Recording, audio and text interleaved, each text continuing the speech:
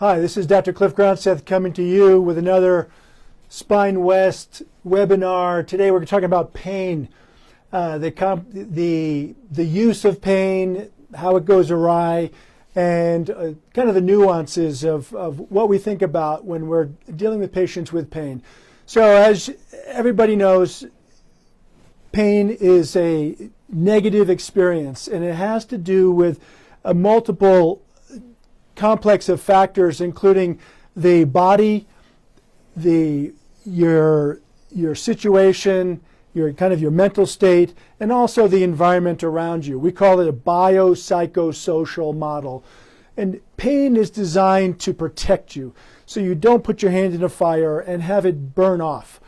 So the role of pain is actually to preserve your health. In fact, there are families where the genetics have been altered by random accident, where they feel no pain, and the people in those families oftentimes die early because they don't feel pain. They can stick knives through their arms. Children can chew their fingers off. They oftentimes die of infection because they really just don't have that feedback about how to protect their bodies. So the original intent of pain is so that you don't end up hurting yourself without knowing it. The problem with pain is that sometimes it can go awry and it becomes a chronic condition, and we'll talk about that in a second. But let me walk you through the components of pain. So if you step on a nail, you have an immediate jolting sensation to your brain, and your leg almost picks up reflexively without even thinking about it. Those sensory fibers that kicked your leg up run so fast, they're going about 50 meters per second as far as the speed, half a football length in a second speed. And those are called the fast fibers. And those are myelinated fibers. In other words, they have an insulation around them that makes the signal travel very quickly. There's also a secondary type of pain fiber called C fibers, and those have no insulation around them. And those are the pain fibers that develop a few seconds later. And if you've ever kicked the bottom of a table chair, a table leg, or something like that, you have an immediate ouch. And then a couple seconds later, you can start to feel almost like a throbbing pain. Those are the deep, unmyelinated, what we call C fibers. They're very small. But those types of fibers give a more generalized type of pain versus the very sharp localizing pain that you feel when you kick your toe against the table. So what happens when you actually hit that table? So if you step on a tack or step on something hot, you have what's called transduction, and the transduction is this mechanical pressure that turns into a painful response, and it has a fairly high threshold, and you can feel it yourself. If you pinch between your thumb and your index finger and you put a little pressure on it, it doesn't hurt. But if you keep putting a little bit more pressure, and you put a little bit more pressure, and you put a little bit more pressure, you'll start to hit a threshold where it actually becomes uncomfortable. That's that negative sensation that your brain then feels. So what's actually happening when you hit that threshold of pain? The transduction, in other words, the mechanical pressure on those nerves, let's say in your foot, they then transmit up your limb. In this case, I'll just say the leg, or when you're squeezing your finger, it's your arm. So it transduces, and then it transmits up to your spinal cord. And when you get to the spinal cord, let me change this model. You get to the spinal cord, and the sensory fibers in your back will register inside the spine. So you've got this transmission up the sciatic nerve, let's say, from your leg. It goes into the spine, and inside the spine, there are some modulator cells. There are little traffic cops that basically say, hey, you stepped on something sharp, or you stepped on something hot in your foot. Let's tell the brain. Let's go send it upstairs and let the brain know that you just hurt yourself, or you might be about to cause tissue damage. And so the brain should know about it so it can respond and do something. Those modulator cells occur inside the spine, and if those little traffic cop cells send the signal up to the brain will then process, and the signal goes up into the brain stem and also to the midbrain, which is called the thalamus. And inside the thalamus is a little bit like the post office, and it says, hey, where is this pain coming from? Oh, it's coming from your foot, your right foot. Let's send it to the right foot part of the brain in the cerebrum, and let the brain know that the right foot is in trouble. It's about to be damaged because I felt a pain signal coming from the right foot. So that pathway of the transduction to the transmission to the modulation then goes to the brain, and then there's perception. And the brain then says, okay, what am I supposed to do about that? Now, there might be reflexes that immediately just pull the foot up without even thinking about it. But there's also a part of the brain that says, ouch, that really hurts. And then it really, really hurts now, a couple seconds later.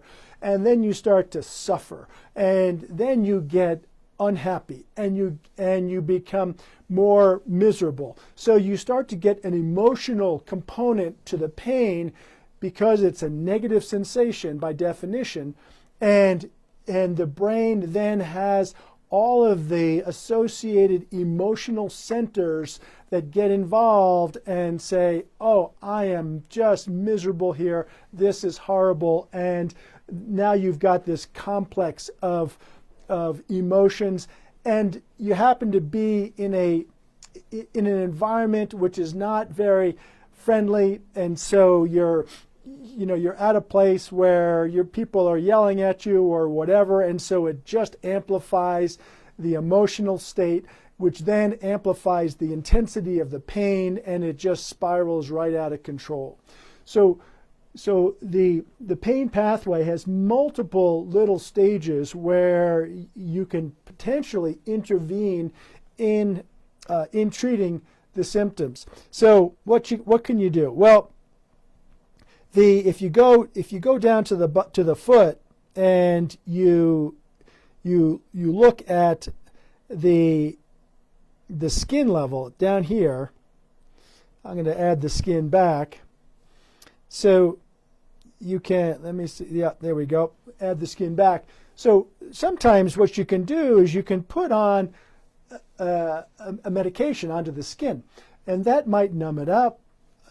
You can get what's called capsaicin, which is hot chili pepper cream, and it's like eating Mexican food. The first bite is very painful, but then if you keep eating, it's less and less painful because it down-regulates the little proteins that cause that transduction type of change from the mechanical pain to the transmitted electrical signal. So you can put some topical medications on there. What about the transmission that goes up the leg? You can sometimes put electricity, you can buzz that, you can even rub your leg or rub your foot. Have you ever thought about that? If you burn your hand and you rub it really fast, have you ever thought about why you do that? Why would you rub it? Because what you're trying to do when you rub it is overload the body's sensation with non-painful stimulus so that it kind of drowns out that pain signal that you felt. So if you have a sharp, painful sensation, you rub it, and then your brain and your body feels this kind of rubbing more than it feels the painful signal. kind of like if you've got a noisy neighbor behind the wall, you just turn your radio up so you don't have to listen to them screaming over there. And so the idea is that this alternative sensation to your body drowns out the painful signal, and that's called the gate theory, because inside of the spine you've got these traffic cops, these little cells in here that regulates what goes up to the brain. So if these little modulator cells in the spine say, hey, I feel a lot of rubbing going on down here, don't worry about the pain because it feels better, then that's the signal that will go up to the brain for it to perceive what's going on down in the foot. And then what we can do is we can intervene in the spinal level.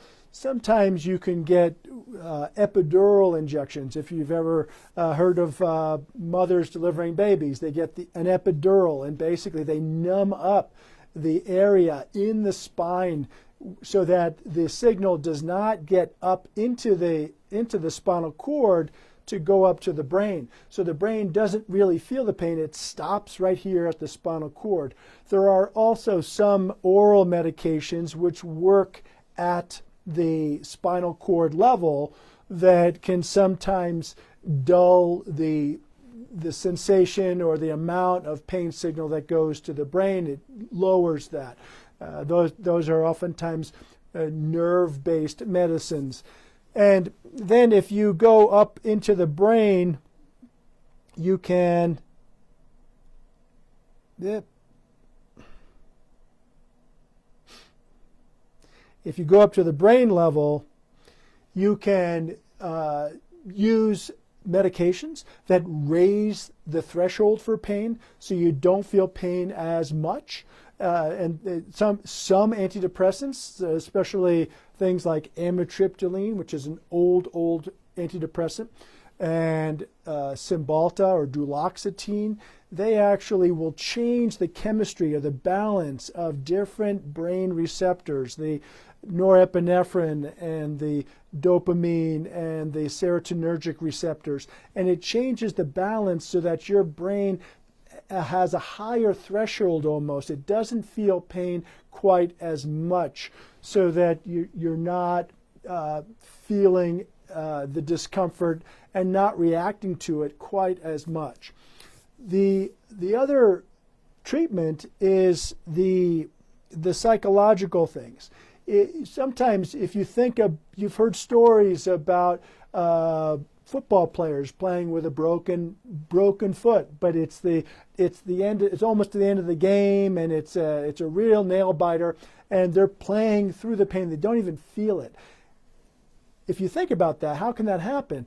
Well, the brain has the ability to tell the spinal cord cells, those little modulator cells, hey, there's a lot going on right now. I don't want to hear about the pain in your foot.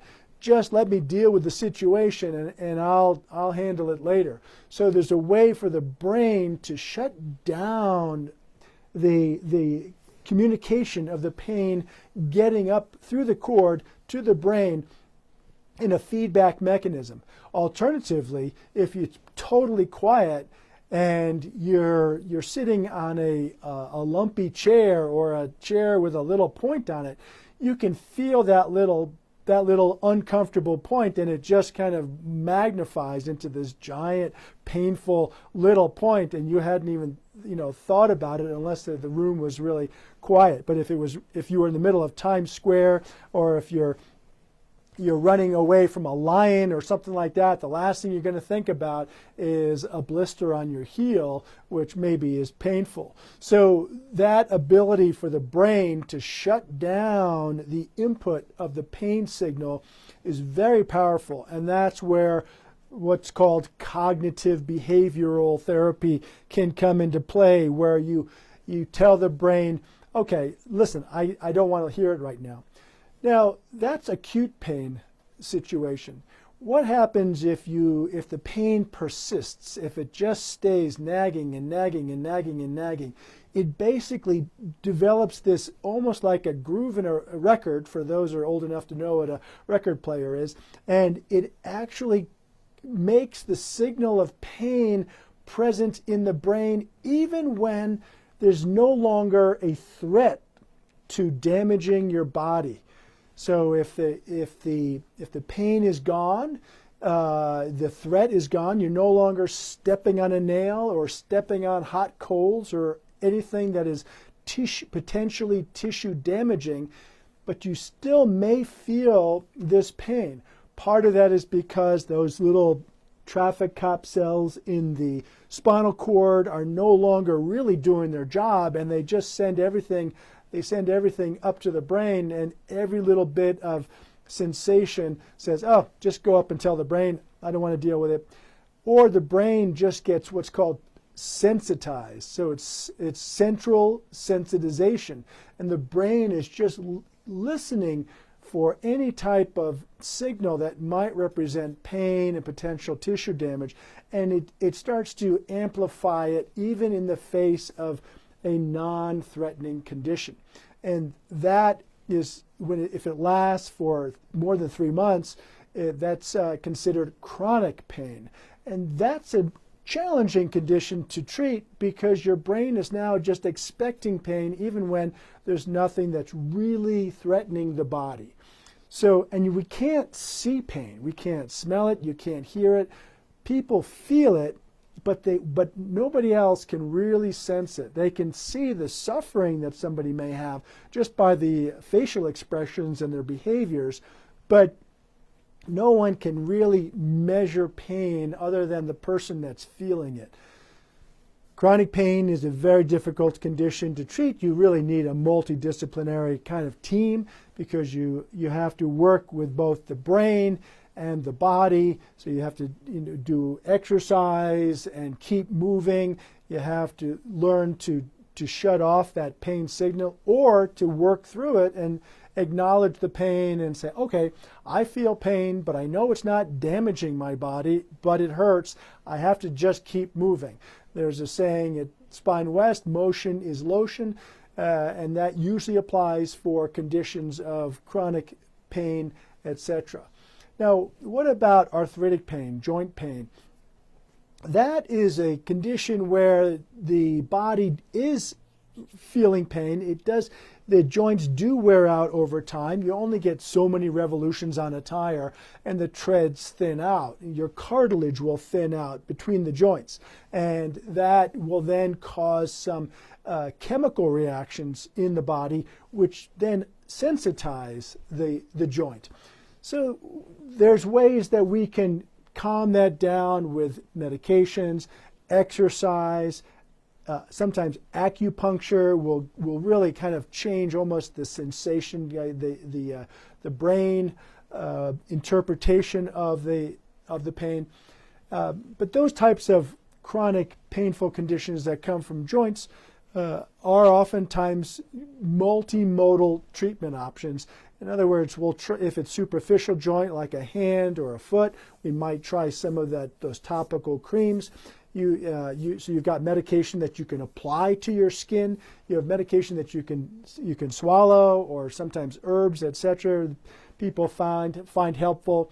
You can inject medication, and then sometimes if it's really an end stage joint, let's say a knee or a hip, then replacing the entire joint with surgery may be the only way to resolve the pain. But that's certainly the last stop on the train. You want to try everything else before you get to that point. So, in conclusion, pain is complex. We have multiple steps where we can intervene, and there's no reason that you have to suffer with pain. A chronic pain condition can increase emotional state. It can be affected by your environment, and it can be perpetuated by your environment as well. But the acute pain or the subacute pain should be addressed quickly so that it doesn't turn into a chronic pain condition if you can help it. So anyway, that is kind of a quick summary of the pain cycle. If you have any questions, certainly give us a call. We'd be more than happy to evaluate, figure out what's going on, and then decide what to do about it. Hope you have a good evening. Take care.